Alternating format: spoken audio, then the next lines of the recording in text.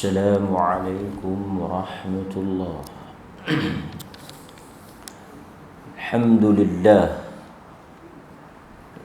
لله الذي أرسل رسوله بالهدى ودين الحق ليظهره على الدين كله ولو كره المشركون. أشهد أن لا إله إلا الله وحده لا شريك له وأشهد أن محمدا عبده ورسوله. Bab imatatil adha, bab pada menyatakan tentang menyingkirkan atau menghilangkan imatatil adha, sesuatu gangguan, al-adha yang mengganggu atau menyakitkan. Menghilangkan imatatil adha, menghilangkan sesuatu yang mengganggu di jalan. An Abi Barzah al-Aslami radhiyallahu an qala qultu ya Rasulullah dullani ala amalin yudkhiluni al-jannah qal amitil adha 'anit tariqin nas. Daripada Abu Barzah al-Aslami radhiyallahu anhu katanya, aku telah bertanya kepada Rasulullah sallallahu alaihi wasallam. Qultu, kata dia, aku tanya ataupun aku berkata kepada Rasulullah, dullani ala, tunjukkan kepada aku, beritahu, ajarkan kepada aku, ala amalin, tentang amalan yang yudkhiluni, ajarkan kepada aku suatu amalan yang jika aku melakukan amalan tersebut dia memasukkan aku ke dalam syurga. Yudkhiluni al-jannata. Qal, lalu Nabi sallallahu alaihi wasallam menjawab, amitil adha 'anit tariqin nas, buang, singkirkan, hilangkan sesuatu yang mengganggu atau menyakitkan di jalan-jalan yang dilalui oleh manusia. Hadis yang diriwayatkan oleh Al-Imam Al-Bukhari di dalam Al-Adabul Mufrad. Kita baca hadis dia, ada tak banyak, ada 3. Nanti saya huraikan faedah yang boleh kita ambil. Dia ada 3 je hadis dalam bab ini.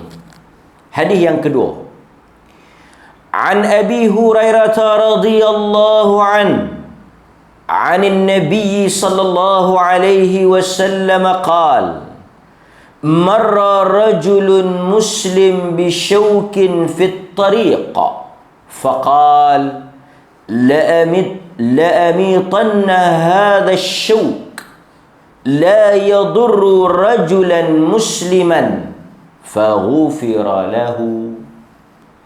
Daripada Abu Hurairah radhiyallahu anhu, daripada Nabi sallallahu alaihi wasallam bersabda, marra rajulun muslim, Nabi sallallahu alaihi wasallam cerita, telah lalu seorang lelaki muslim, kemudian dia melihat ada bisyaukin fit tariqa, jalan tersebut ada duri yang mengganggu.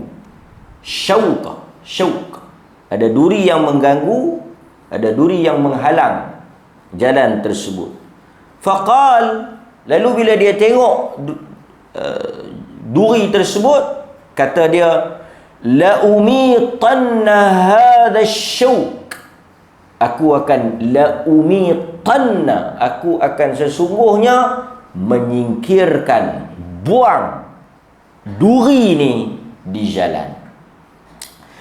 La yadurru rajulan musliman, dengan maksud supaya dia tidak menyakitkan orang lain. Di atas tindakan tersebut, di atas tindakan dia menyingkirkan duri itu, dengan tujuan dan maksud supaya manusia dan orang yang lalu daripada jalan itu tidak terkena duri yang mengganggu tadi, Allah mengampunkan dosa-dosanya. Faghufiralah, Allah ampun dosa dia. Ini hadis yang kedua. Hadis yang terakhir, an Abi Dzar radhiyallahu an, daripada Abu Dzar. Kita ada 3 orang sahabat pagi ni. Abu Barzah Al-Aslami, Abu Hurairah radhiyallahu an, Abu Dzar. 3 orang, dengan 3 hadis yang lebih kurang maksud dia. Qal, kata Abu Dzar, qala Rasulullah sallallahu alaihi wasallam, uridat alayya a'malu ummati hasanuha wa sayyi'uha, fawajadtu fi mahasin a'maliha anna al-adha yumatu 'anit tariqa, wa wajadtu masawi'i a'maliha an-nukha'ah fil masjid la tudfan. Aku telah dibentangkan, uridat, telah dibentangkan, telah ditunjukkan, telah ditayangkan, telah dizahir, dinampakkan kepada aku amalan-amalan yang dilakukan oleh umat aku. Hasanuha wa sayyi'uha, yang baik dan yang jahat.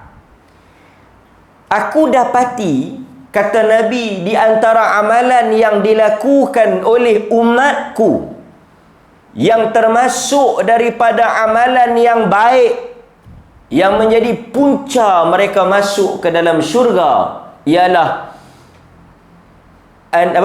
a'maliha annal adha yumatu 'anit tariq, iaitu umat aku ni yang bagus, yang baik, yang menyebabkan amalan itu masuk ke dalam syurga, mereka menyingkirkan, buang sesuatu yang mengganggu di jalan.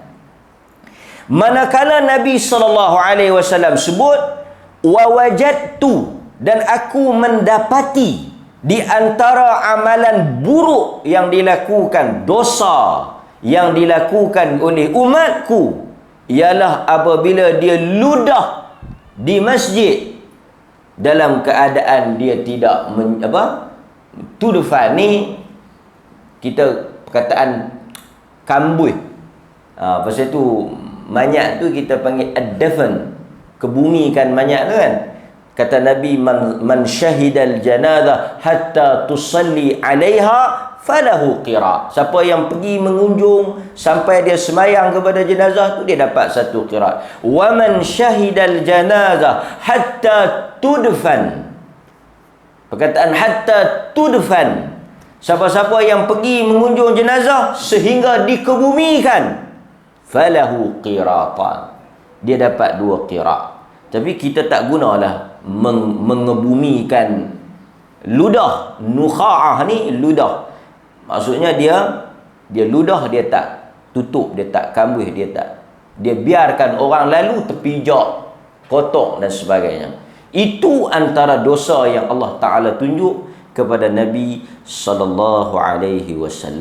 Baik tuan-tuan, hadirin mukminin, hadis-hadis yang kita baca ini banyak sangat poin yang boleh kita keluarkan dan kita jadikan panduan dalam kehidupan. Yang pertama, apabila para ulama menghuraikan hadis-hadis ini, antara faedah yang disebut ialah semangat di kalangan sahabat berlumba-lumba untuk bertanya kepada Nabi amalan yang kalau mereka buat boleh masuk syurga. Artinya apa?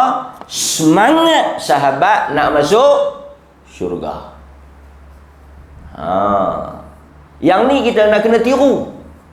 Mereka bila pergi tanya Nabi, mereka tak tanya yang biasa-biasa. Amalan apa kalau kami buat dapat pahala? Amalan apa kalau kami buat yang tak? Terus mereka pergi tanya syurga. So kita sebagai orang beriman ni kena ikut jejak langkah ni. Bila kita nak buat satu-satu benda, tak salah juga untuk kita mengharapkan syurga. Tak salah. Satu orang mari solat, dia kata, hang rajin pergi solat di masjid tu. Besar pahala dia. Dan jalan orang yang pergi masjid ni, jalan masuk syurga. Jadi bila satu orang manusia melakukan amalan dengan dia mengharapkan syurga, adakah itu salah? Tak. Pandangan yang kata bila kita buat amalan, kita tak boleh harapkan syurga adalah pandangan yang bercanggah dengan Al-Quran dan Sunnah. Sedangkan sahabat bila pergi tanya, dia bertanya, amalan apa? Nabi tak kata pula, buat sudahlah, duk harap ke syurga, tak ikhlas. Tak. Bahkan Nabi jawab, sahabat ni tanya, dia kata, dullani ala amalin yudkhiluni. Dia kata, amalan yang adkhala yudkhilu, yang memasukkan aku ke dalam syurga. Jadi tuan-tuan hadirin mukminin, sebab itu kita tengok Al-Quran dengan hadis selalu offer, tawar apa? Dia selalu bila kita buat amalan ni, dia kata masuk syurga. Ini satu cara Quran nak motivate kita. Sebab itu dalam Al-Quran banyak ayat-ayat yang Allah sebut buat amalan ni masuk syurga. Hal adullukum ala tijaratin tunjikum min azabin alim tu'minuna billahi wa rasulih wa tujahidu fi sabilillahi bi amwalikum wa anfusikum. Quran sebut, maukah kamu semua aku bagi tahu satu amalan? Quran aja, Quran sebut satu amalan yang mana kalau kamu buat, apa dia? Menyelamatkan kamu daripada tunjikum min azabin alim, daripada azab yang pedih, dan memasukkan kamu ke dalam syurga. Allah Ta'ala tanya, Inna Allah ashtara minal mu'minin anfusahum wa amwalahum bi anna lahumul jannah. Quran kata, nak tak berjual beli dengan Allah Ta'ala? Kamu jual harta benda kamu, jiwa raga kamu, nyawa kamu. Allah kata apa? Bi anna lahum jannah. Di atas derma kamu, sedekah kamu, infak kamu tu, Allah kata dia balas syurga. Dia offer apa? Dia offer syurga. Tapi kita tak bolehlah, pasal syurga ni bukan urusan kita. Cuma kita kata kalau buat amalan ni boleh masuk syurga. Kita boleh motivate anak cucu kita, keluarga kita, kalau rajin baca Quran boleh masuk syurga. Boleh. Bahkan tuan-tuan, ini merupakan budaya di kalangan sahabat. Sahabat memang banyak pergi tanya Nabi. Bahkan dalam hadis riwayat Muslim yang selalu kita baca, Nabi sendiri sebut, wa idza sa'altumullaha, apabila kamu berdoa kepada Allah, ni dalam doa kamu tu, fas'alil firdaus, kamu hendaklah minta dalam doa supaya Allah memasukkan kamu ke dalam syurga. Sebab itu bila kita doa, Allahumma inni as'aluka ridhaka wal jannah, kita nak, ya Allah, yang pertama keredaan Engkau dan masukkan kami ke dalam syurga. Ini antara pengajaran besar. Sebab itu tak salah kalau tuan-tuan tanya, amalan apa yang pahala besar yang kalau kita buat Allah balas syurga. Cuma tuan-tuan, untuk nak confirm kata masuk syurga itu bukan urusan kita. Bukan kata syurga ya, benda ni. Sebab itu tuan-tuan, kita kena faham elok-elok tajuk ni. Okey, orang yang buat baik Orang yang lakukan benda yang Tuhan suruh, secara zahirnya dia masuk syurga. Tuan-tuan tanya, orang pergi semayang subuh masuk syurga ke neraka? Kita akan jawab, secara zahirnya syurga. Orang yang tak semayang ni tempat dia di mana? Secara hukumnya masuk neraka. Orang tak semayang Tapi bolehkah kita kata confirm? Tak boleh Perbuatan tu salah, tapi manusia tu tak tentu lagi. Sebab kalau kita baca dalam hadis Bukhari, Nabi SAW pernah sebut tentang orang yang mati syahid. Hadis ni selalu kita dengar. Satu orang laki-laki dengan beraninya dia berperang. Bukan satu hadis, 2-3 hadis. Bukhari semua. Dia perang. Luka habis rata badan. Semua sahabat kata apa? Dia ahli syurga. Berani. Pada zahirnya betul lah. Dia pergi perang, jihad, terkorban apa semua ni. Luka habis ni. Nabi SAW kata, bahkan dia ahli neraka. Kemudian ada sahabat berikut dia. Dalam hadis tu kata, kerana dia luka apa semua, dia tak tahan sakit. Dia pun letak pedang, tikam diri dia. Dia mati, bunuh diri. Dia masuk neraka. Nampak? Dalam hadis yang lain, pergi perang dengan Nabi ni, jihad. Orang kata dia masuk syurga, Nabi kata dia masuk neraka. Lepas orang pergi tengok dalam beg dia, pergi selongkak barang dia, dia telah ambil curi. Dia telah curi harta rampasan perang. Dia telah curi benda tu, patutnya nak bedak saat lagi ni, dia pergi ambil dulu. Dia masuk. So kita tak tahu kesudahan orang tu zahirnya. Pasal itu bila satu orang bagus mati, kita kata mudah-mudahan. Takat tu Allah rahmat dia. Kita tak boleh kata syurga mana dia nak pergi ni. Tak boleh. Syurga pun tak tentu. Cuma mudah-mudahan. Neraka pun serapa tu juga. Nabi SAW pun sebut tentang amalan, dan banyak kita baca dalam hadis.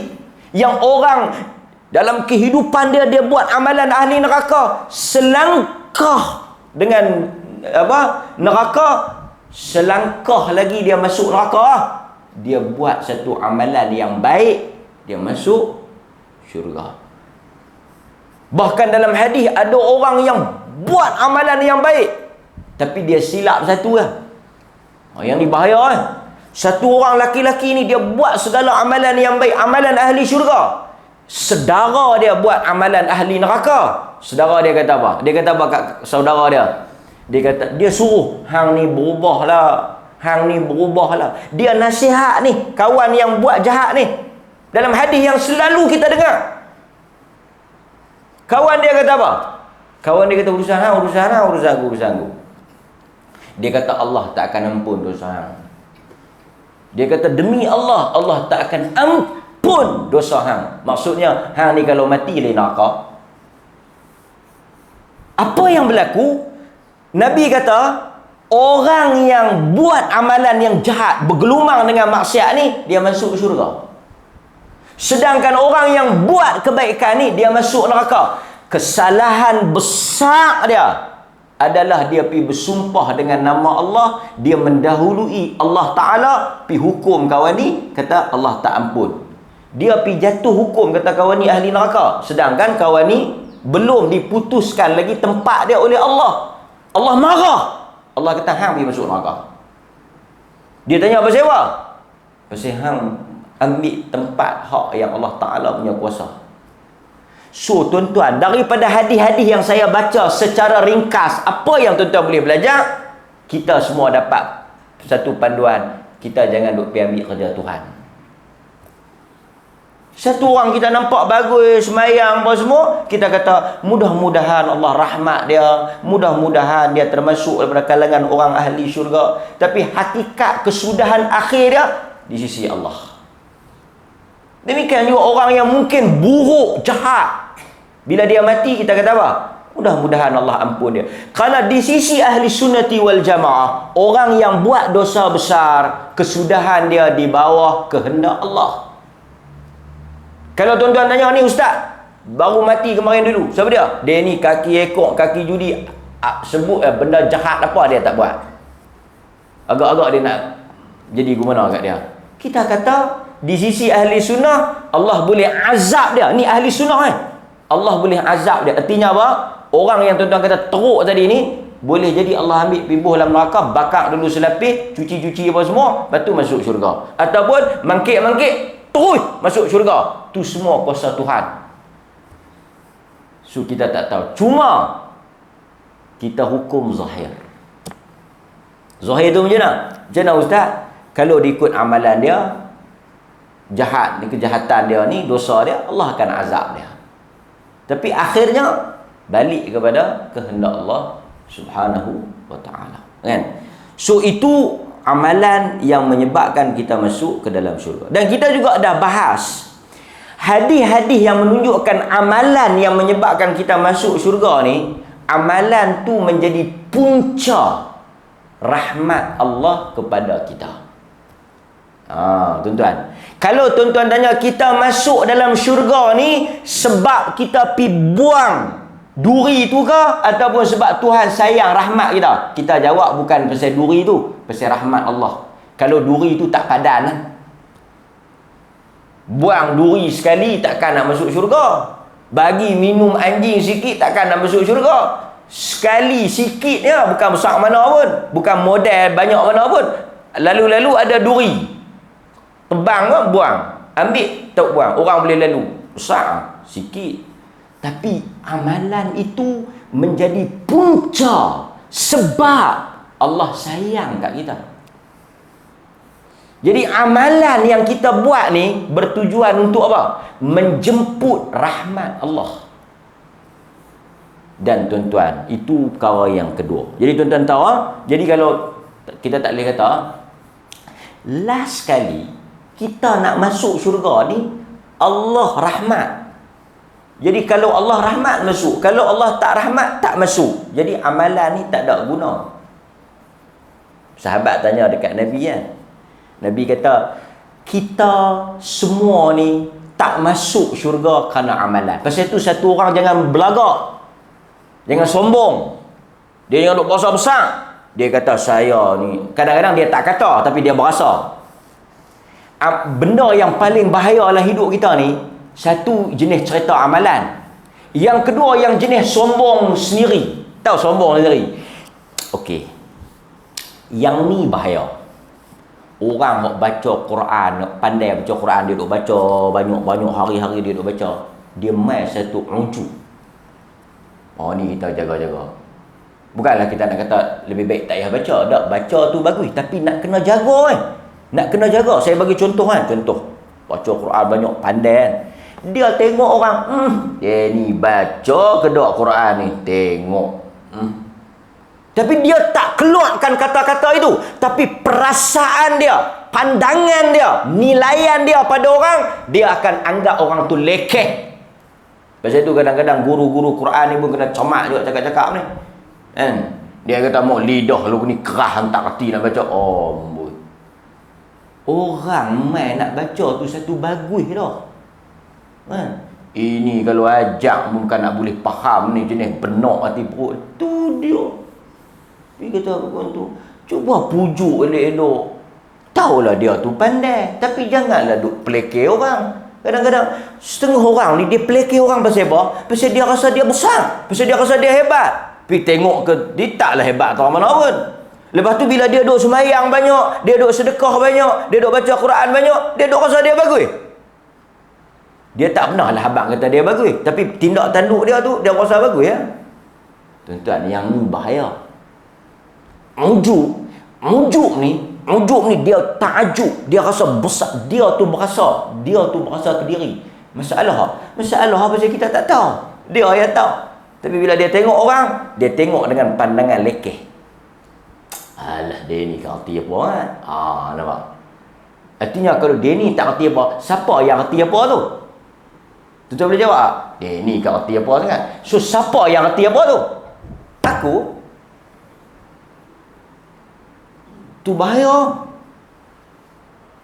Sebab itu kita, benda yang paling besar kita nak pi ni, tawaduk. Pasal itu Nabi kata apa? Aku pergi tengok. Aku berdiri di pintu syurga dan aku tengok di dalam syurga. Siapa dia yang duduk dalam tu? Du'afa wal mutada'if. Orang yang hina, orang miskin dan orang yang tawaduk. Bila aku tengok dalam neraka, mustakbir, jawal, utul, orang-orang yang kasar, kerah, sombong. Tawaduk. Nampak tak? So, baik. Hadis ni juga mengajar kita apa dia? Yang sahabat apa? Yang sahabat tanya tadi, saya publish sikit. Nabi SAW kata, kita semua ni tak masuk syurga dengan amalan kita. Pasal itu kita jangan rasa besar dengan amalan kita. Sahabat kata, wala anta ya Rasulullah, adakah engkau juga tak masuk dengan amalan engkau? Dia kata, Nabi kata, aku ni pun tak masuk kerana amalan aku. Kita masuk ke dalam syurga kerana rahmat Allah. Saya dan tuan-tuan masuk ni bukan kerana hebat sembahyang tahajud kita, bukan kerana hebat ibadat kita, tapi kerana rahmat Allah. Kemudian sahabat tanya lagi. Sahabat kata, untuk apa kita beramal? Sahabat kata, untuk apa? Buat apa kita beramal ni? Lalah kali rahmat Allah yang nak menentukan segala-galanya. Nabi kata apa? Nabi kata, buat amal. Bila sahabat tanya, sebab sahabat faham akhirnya rahmat Allah yang last sekali, rahmat Allah yang akan menentukan, bukan amalan. Betul. Tapi Nabi kata apa? Satu orang yang Tuhan tentukan syurga untuk dia, satu orang yang memang Tuhan dah sayang pada dia, Allah akan mudahkan dia untuk menuju jalan tu. Maksudnya satu orang yang Tuhan rahmat, tuan-tuan boleh tengok tau. Satu orang yang Tuhan rahmat dia, Tuhan sayang dia, tanda tu ada. Apa tanda dia? Allah pemudah dan Allah buka taufik untuk dia buat amalan. Siapa yang balok, penyegan, payah, susah nak buat amalan, tu tanda tak ada rahmat Allah pada dia. Dia jangan duk syok. Sebab tu kadang-kadang kita tengok kita 3-4 orang ni dari kehidupan sama. Pencen dua-dua. Aku pencen, dia pencen. Aku pun tak sibuk apa, dia pun tak sibuk apa. Tapi kita di kalangan kita, tuan-tuan, kita boleh banding. Kita boleh banding tengok kehidupan dia dengan kehidupan kita sama. Tapi pasal apa kita ni terdorong nak pi ke urus halau agama? Ada ya, banyak ya kawan-kawan tuan-tuan. Cuba tuan-tuan perhati tengok. Hari ni Sabtu tak ada kerja apa ni. Tuan-tuan perhati tengok. Di mana kawan-kawan tuan-tuan yang masa duduk kerja sekali? Selain daripada dah mati lah. Dia tak ramai dah mati, yang bagus lah. Tak lama lagi kita tu pun. Ramai dah mati. Yang tak mati? Yang tak mati. Pasal apa? Dalam banyak-banyak tu, dalam 10 orang anak, 2-3 anak, dia nampak macam ada sinar yang lain kelam. Sinar kelam ni bukan Allah. Maksudnya dia ni sinar lah pasal dia bersinar dah. Di atas kehendak kawan tu. Dalam satu taman, berapa orang saja yang pintunya terbuka dan dia melangkah ke masjid. Dalam puluhan rumah dalam qaryah ni, bukan kita nak hina, mungkin sakit, mungkin kerja, tak. Saya nak sebutnya, kenapa Tuhan memilih kita? Soalan yang kita kadang-kadang tak, soalan ni pun kalau kita nak bersyukur, tak terbalas syukur itu. Tuan-tuan pernah tertanya, dalam puluhan ribu manusia yang ada dalam qaryah ni, dalam negeri ni, kenapa Tuhan memilih tuan-tuan untuk berada di tempat-tempat yang macam ni? kalau bukan rahmat dia. Apa beza tuan-tuan dengan kawan tuan-tuan? Umur sama. Bahkan mungkin dia kerja lebih besar. Saya dulu pejabat, dia pangkat besar. Saya ni staff dia ya. Tapi di mana dia sekarang? Di atas apa dia habiskan kehidupan dia? Tuan-tuan, ini muhasabah kita. Pasal itu agama ni bukan sekadar tahu hukum hakam. Bukan sekadar kita nak cerdik pandai. Agama untuk mengajak kita menjadi manusia yang syukur. Dia habis pihala mana? Kadang-kadang kita bersyukur. Mungkin kita kerja tak besar ke, tak pandai sangat ke apa ke. Tapi Allah rahmat dia. Dia pilih kita mudah buat baik. Ni, mudah buat baik ni rahmat ni. Ada setengah orang dia jadi, bahasa mudahnya tuan-tuan, nak bagi mudah faham, tuan-tuan tengok dua orang. Tuan-tuan biasa jumpa kan, orang yang ringan tulang dengan berat tulang. Bukan berat badan, berat tulang. Bahasa orang Melayu ringan. Ni kes apa ni? Dia ni ustaz, dia ni ringan tulang pasal dia duk makan apa vitamin banyak. Yang ni memang balok sikit, bila tak makan vitamin, dia bukan masalah makan. Satu orang memang dia jenis rajin. Pasal apa? Tuhan rahmat dia. Tuan-tuan cuba banding tengok. Benda yang dia tu buat, tuan-tuan pun boleh buat. Ni, saya nak ajak tuan-tuan ni. Benda yang tuan-tuan tengok, benda yang dia tu boleh buat. Saya bagi contoh mudah ya. Amalan-amalan sunat. Amalan wajib memang semua kena buat. Amalan sunat. Amalan sunat yang dia habang kata dia duk buat, kita pun boleh buat. Tapi pasal apa dia boleh buat, kita tak boleh buat? Atau kita boleh buat, dia tak boleh buat? Tak ada jawapan lain melainkan rahmat Allah. Pasal itu bila Allah pilih kita buat, kita kena syukur. Pasal itu bila kita habis semayang, Nabi ajak kita, tuan-tuan jangan tinggal walaupun sekali baca benda ni. Allahumma a'ini ala zikrika wa syukrika. Siapa yang baca ni dia telah gambar, Allahumma a'ini ala zikrika wa syukrika. Ya Allah, tolong aku. Baca tuan-tuan. Hatta sebahagian ulama kata dalam semayang, lepas daripada tahiyat. Sebahagian lagi kita lepas daripada semayang, baca Allahumma a'ini, tolong aku ya Allah. Di atas apa? Mengingati engkau dan bersyukur di atas nikmat engkau. Nikmat apa Tuhan bagi? Nikmat Tuhan pemudah kita. Pasal Nabi kata, orang yang Tuhan nak dia masuk syurga, Tuhan buka jalan mudah untuk dia buat amalan ahli syurga. Tapi kalau orang tu Tuhan tak mau dia masuk syurga, Tuhan akan jadi payah untuk dia buat amalan baik tu. Ini kita nak kena muhasabah. Baik. Hadirin mukminin. Kemudian kalau kita tengok lagi dalam hadis ni juga menunjukkan kepada kita bahawa jangan memandang remeh dan lekeh sesuatu amalan yang kecil kerana pahalanya besar.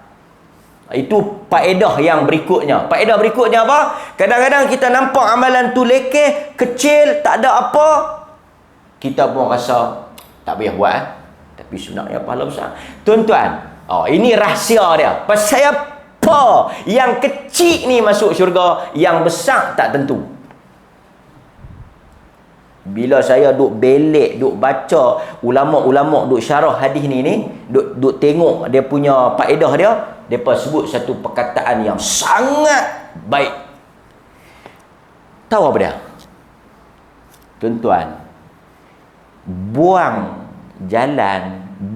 jalan tahu pi lekeh ya. Bukan siapa nak tahu. Tetapi amalan yang lekeh macam ni lah, yang orang tak nampak, orang tak pandang, ni lah yang selalunya ikhlas. Contoh. Jangan duk berasa. Contoh. Lagi berasa pula. Orang yang cuci kutik. Kita okey. Satu, saya taja makan pagi ni. Makan pagi sarapan ni saya yang bagi duit. Satu lagi kawan tu dia yang kutik ni. sampah-sampah orang lepas orang balik apa semua ni, dia lah pergi kutip plastik nasi lemak, cawan orang tinggal atas meja dia simpan. Antara dua ni, hak mana orang kenal? Orang tak pernah abang. Pagi ni kita berterima kasihlah kepada Haji Mat ni kerana dia yang kutip plastik sampah dengan cawan teh tarik. Orang tak pernah sebut ni nama orang yang duk cuci, orang tak pernah sebut. Yang orang sebut nama siapa? Orang yang bagi lah. Tuan-tuan pergi satu majlis, dia tak sebut orang bagi. Pihak masjid mengucapkan terima kasih lah kepada Haji Mat yang duk kutip plastik sampah, nasi lemak dengan teh tarik. Orang tu seperti Haji Mat mana. Tapi orang akan sebut terima kasih pada ustaz yang telah tajar nasi lemak. Besar, tajar nasi lemak tu besar. Besar nak banding dengan kawan ni. Kawan ni sekupang pun tak apa keluar. Yang rentah 300-400 tu saya yang bayar duit tu. Tetapi yang ikhlas itu selalunya yang tak dikenali, tak didendang, orang tak tahu. Ni selalunya gedahak ni, gedahok ni. Ni orang yang duk buat kerja ni orang tak tahu. Tapi penajar apa semua orang tahu. So kata ulama, bukan isu buang duri tu. Bukan isu buang duri. Tapi kalau buang duri duk pergi cerita habis satu mesti teriak, dia takut buang duri tu. Hang lalu main ada duri? Tak ada. Aku buang. Daripada bok latih sampai bok temak semua tahu. Yang ni masuk neraka. Bukan isu duri tu, isu apa? Apabila dia buang benda tu, dia tak ada kepentingan. Melainkan la stay lah. Okey. Ni. Hang duduk tang tu. Okey. Aku nak ambil ni. Ambil gambar. Yang tu jahanam. Ambil duri, pak bergambar. Lepas tu dia kata, siapa ambil gambar saya ni?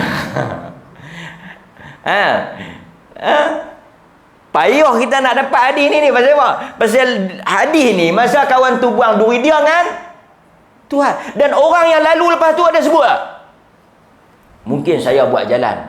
Oi baguslah ustaz buat jalan, kita boleh jalan. Oi baguslah buat. Buh pula jalan ustaz. Semua orang tahu, semua orang puji. Mungkin jahanam. Bukanlah saya kata confirm rosak, tapi dak, dia bahaya pasal dia akan ganggu ikhlas. Tapi satu orang buang duri, ada dia panggil, oi, tengok ni aku nak buang. Tak. Dia pergi ambil, dia buang. Artinya betul-betul ketika dia buang, dia mengharapkan ikhlas, balasan Tuhan. Kerana orang tak nampak. Lepas tu orang yang lalu, tuan-tuan lalu ada, tuan-tuan terima kasih. Lah siapa buang lah, terima kasih lah. Tak ada, kita lalu kita tak tahu pun kata ada duri, betul tak? Berapa puluh orang lalu tak terima kasih pun kat dia. Dan tak tahu pun kata dia buang. Tak sedar pun peranan dia tu. Tapi di atas langit sana, Allah Jalla wa'ala melihat apa yang dia buat. Yang tu rahsia kenapa hak kecil itu Tuhan pandang. Pasal bukan soal kecil, soal besar. Soal ikhlas. Pasal tu tuan-tuan kita nak buat. Bukan tak boleh buat hak besar. Lepas ni, aku tak mau dah tajar. Apa yang nak minta duit aku tak mau bagi dah. Aku nak buat hak kecil. Dah, jangan lapak je dah.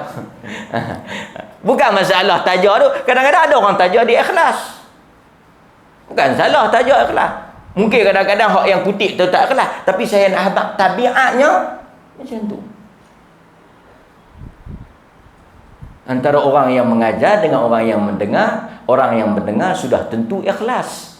Kerana dia tak ada kepentingan apa. Dia mari untuk menuntut ilmu. Siapa pun tak kenal dia. Dan dia tak dapat apa-apa pagi tu.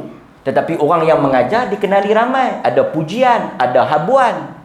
Dia datang di atas jemputan. So nampak? Tapi kalau orang tanya mana bagus? Yang mengajar ke yang dengar? Tentu yang mengajar tu lebih bagus daripada yang mendengar. Tetapi ikhlas itu belum tentu. Ini yang kita nak, yang kita takut. Dan yang terakhirnya hadirin hadirat yang dirahmati oleh Allah Subhanahu wa taala, kita nak apa hadis ni? Last sekali kita nak bagi tahu kata amalan untuk masuk syurga ni banyak, bukan satu. Kalau tuan-tuan mungkin sepanjang hidup tak, aku ni rasa rugilah.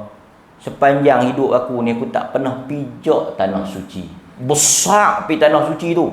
Tapi itu bukan semata-mata jalan nak masuk syurga.